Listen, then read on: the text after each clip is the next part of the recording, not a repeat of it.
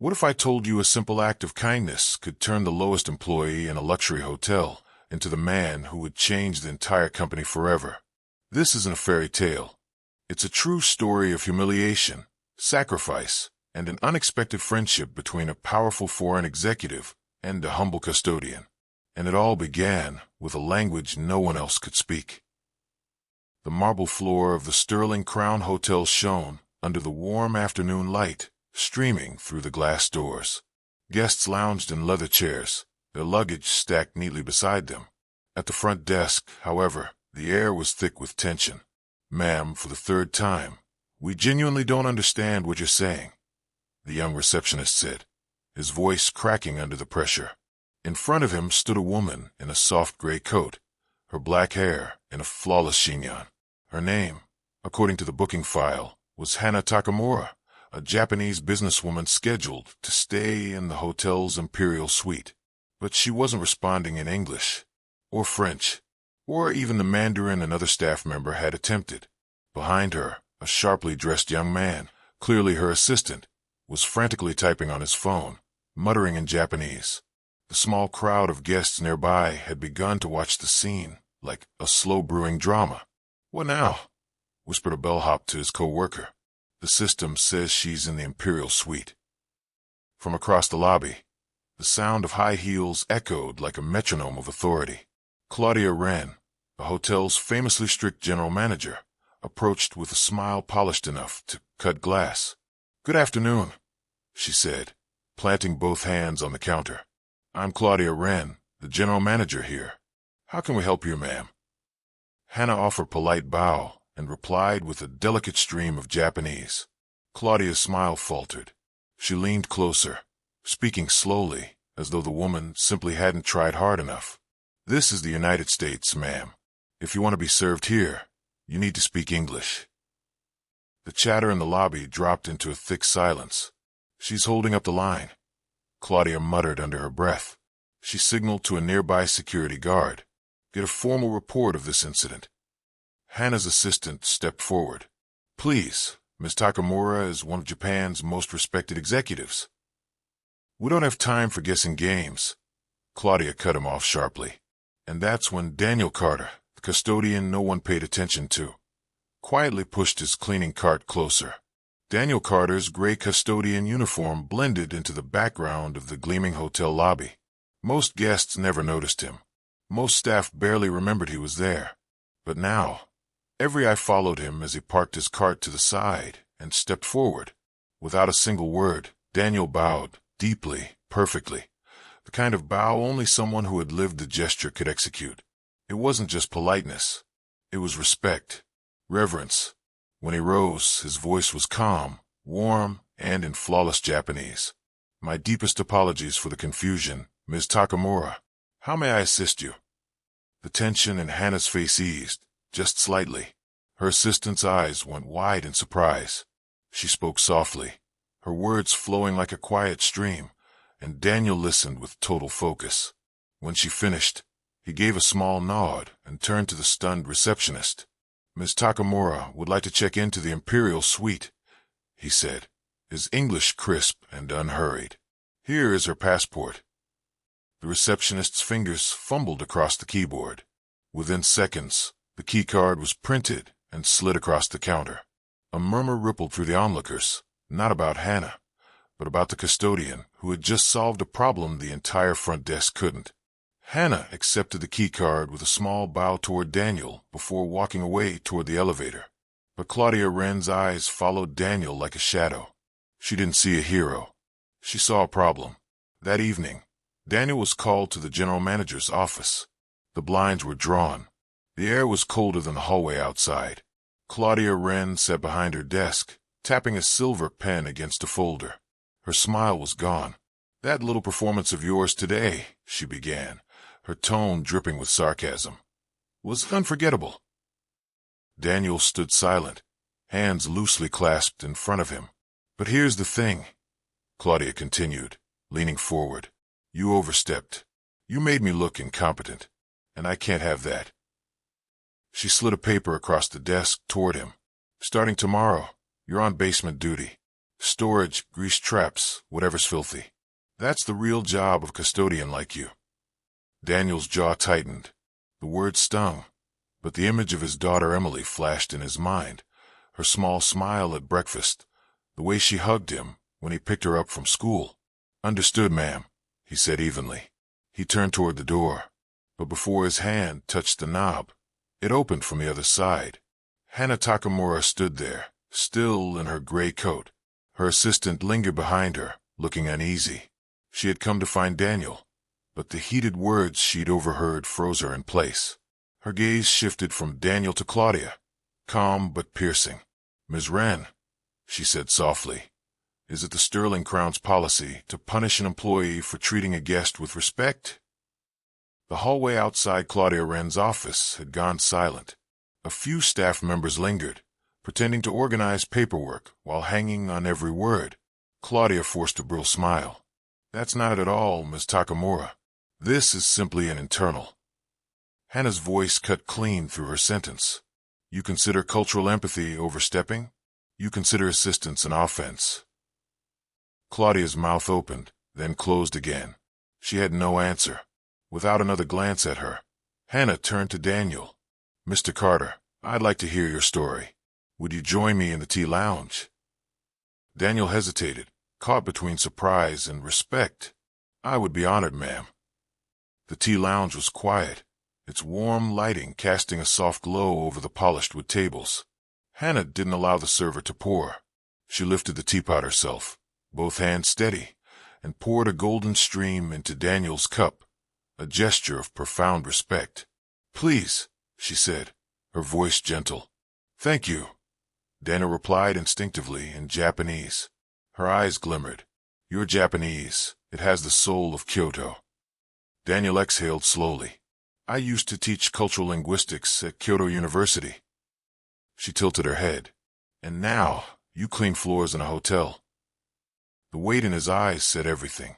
"I wasn't always a custodian. When I came back to the States, I worked the front desk here. Guests like me.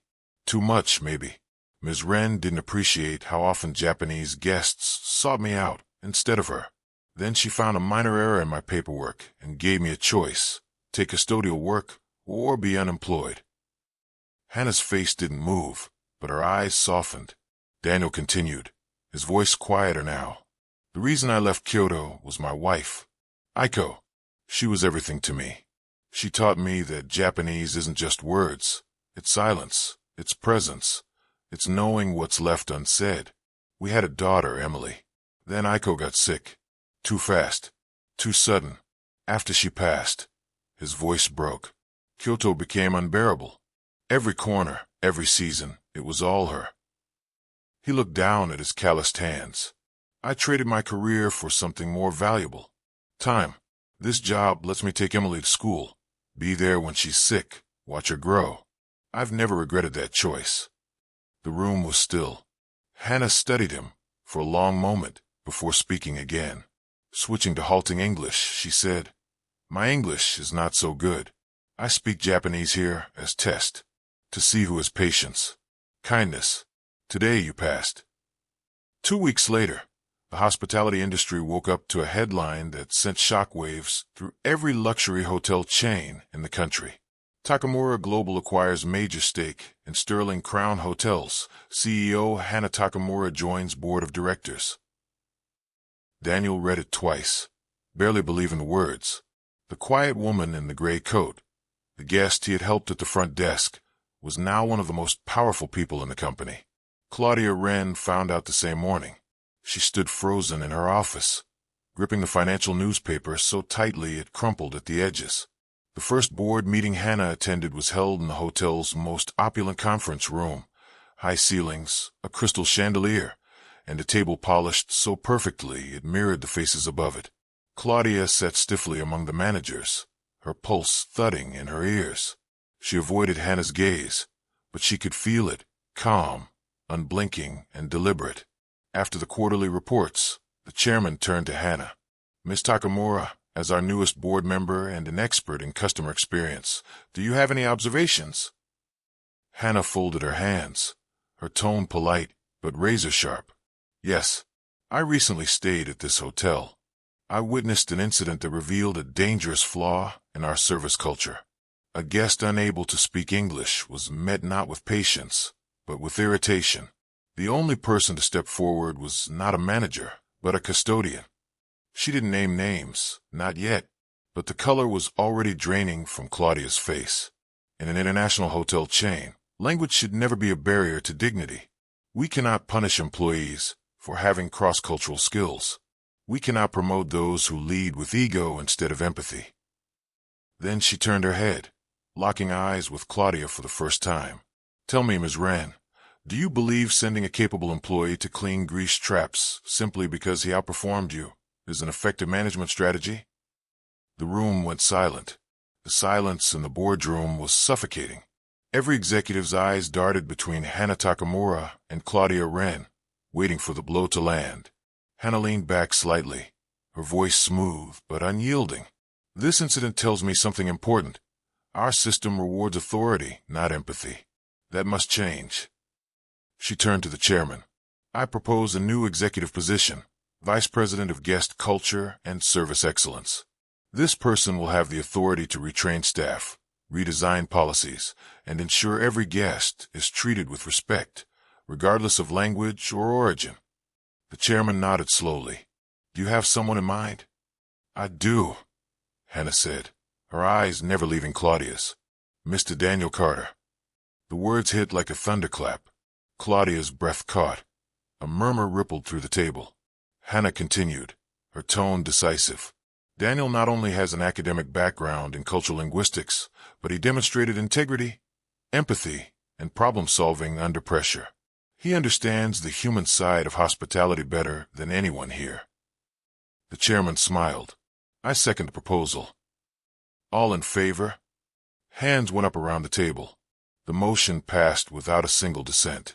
When the meeting ended, most executives left quickly, eager to escape the charged air. Only Hannah, Daniel, and Claudia remained. Hannah stood, stepping toward Claudia. You are not being terminated, she said calmly. Claudia blinked, a flicker of relief crossing her face. Instead, Hannah continued, you will remain here and report directly to Mr. Carter. You will follow the policies he sets. Every day, you will learn from him how to treat a guest with dignity. That will be your real test. She stepped back, her expression unreadable. Now get to work under your new boss. 6 months had passed since that boardroom confrontation, and the Sterling Crown Hotel didn't just look different, it felt different. The tension that once lingered in the lobby had been replaced by an atmosphere of quiet efficiency and genuine warmth. Guests were greeted with smiles that reached the eyes. Staff moved with confidence, not fear. At the front desk, every employee now wore a small name tag with flags representing the languages they spoke, one of Daniel Carter's first initiatives as Vice President of Guest Culture and Service Excellence. Daniel no longer wore custodian's uniform. Instead, his tailored navy suit and open-collared shirt carried the ease of someone who belonged, not because of a title, but because of the respect he had earned.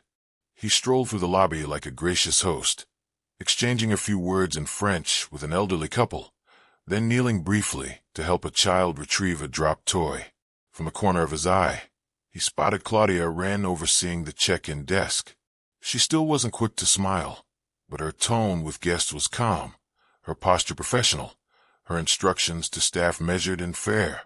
It was a quiet proof that even the most resistant people could change, if they were given the right reason.